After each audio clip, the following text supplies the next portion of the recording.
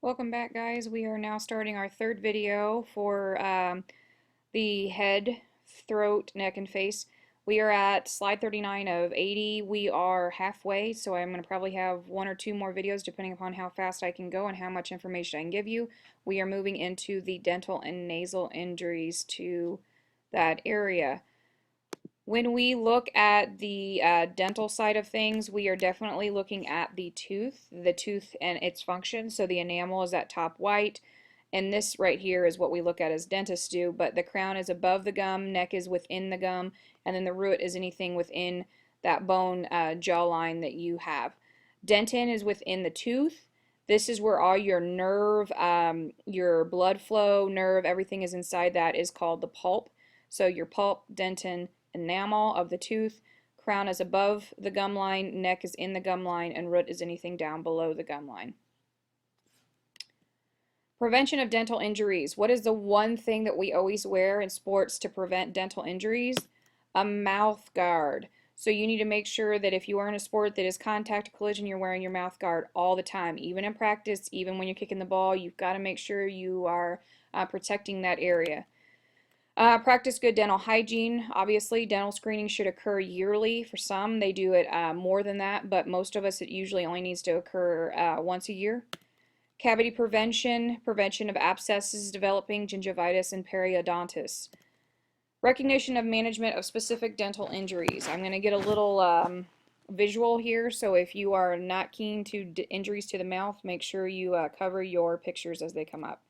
First one is a tooth fracture. What actually occurs? Right here we have three tooth fractures. Fracture through the dentin and the enamel. Enamel is that top white stuff that covers our teeth.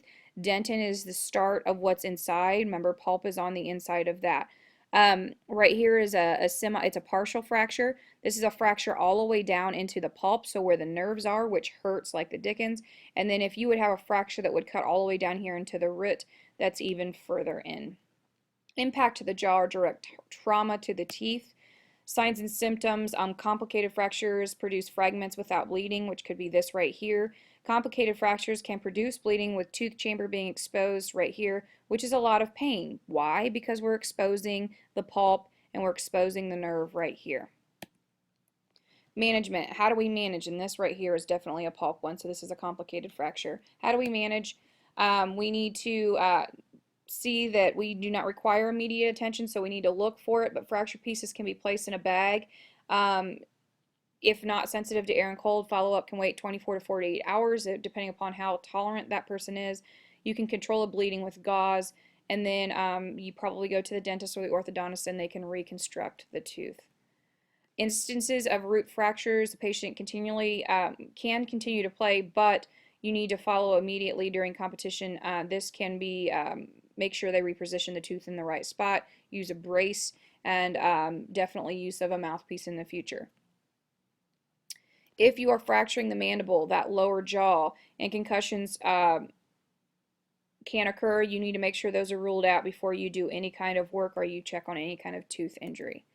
Tooth subluxation, luxation, and avulsion. Right here is a little bit of an avulsion where it chips away, it pulls away, but this is a perfect example of subluxation where it has been pushed out of its original position. It is caused by a direct blow. The etiology is a direct blow. Signs and symptoms may be loosened, dislodged. Subluxed tooth may be loose in the socket with little or no pain. Luxations, no fracture has occurred. However, there is displacement. Avulsion, the tooth is completely knocked from the oral cavity. For a subluxed tooth, refer to the dentist within the first 48 hours. Luxed tooth repositioning can occur, and they can brace that tooth back down. And then a avulsed teeth should not be reimplanted except by a dentist. So you see that right here too. There is a little bit on both of those. You can save a tooth or use milk or saline to keep that tooth if they want to try and replace it. Nasal injuries, nasal fractures, and chondral separation. This guy right here has seen better days. You can tell right here he has a nasal fracture, nasal deformity.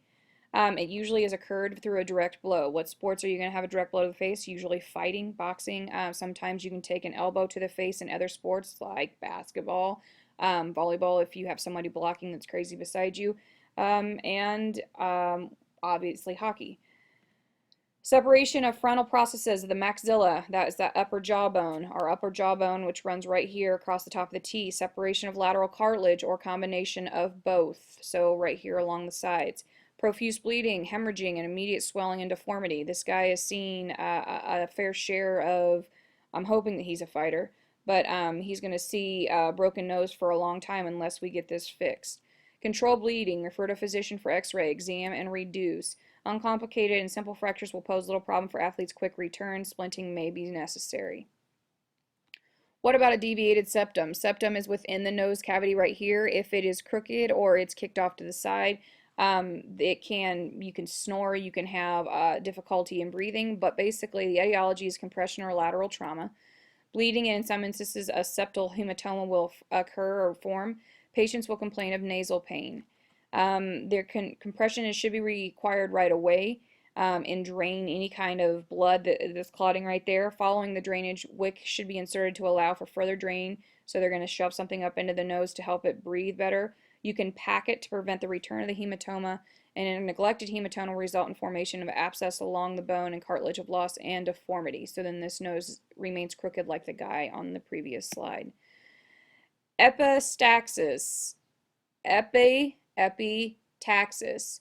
However, epi of the nose and outer area, taxis with the bleeding. Right here is our friend with a nosebleed, and there are some gruesome pictures of nosebleeds. So epistaxis, etiology, direct blow, sinus infection, high humidity, allergies, foreign body into the nose itself, other serious facial injury. Generally occurs with bleeding from the anterior aspect of the septum. Minimal bleeding resolves spontaneously. Severe bleeding, you might need to get some medical attention, especially if you're passing large clots. How do you manage acute bleeding? Sit upright, cold compress over the nose, press on the affected nostril and ipsilated lateral carotid artery. So along the sides of the nose, we pinch our nose, that's how you hold on to it. You can put gauze between the upper lip and gum to limit the blood supply to that area. If bleeding does not cease in 5 minutes in an astringent or styptic is with infection, but it'll slow down the bleeding, may be applied to a gauze and cotton and then plugged into the nose. If bleeding has ceased, the patient can return to play, but should be reminded not to blow the nose under any circumstances for at least 2 hours after the initial insult. Injuries and conditions of the ear, typically common in wrestling. So when you see our ear pictures, you're going to see what I'm talking about. Right here is our ear, inner ear, middle ear, and outer ear. Inner ear is within the eardrum, all of the cochlear nerves, all the nerves that go in here. Middle ear right here, and then the outer ear. First one we recognized. It's the most beautiful and obvious of all ear issues. This is outer ear, but it is definitely called auricular hematoma. Auricular hematoma, known as cauliflower ear. And it occurs from the compression or shear injury to the ear, single or repeated, wrestlers usually repeated, causes subcutaneous bleeding,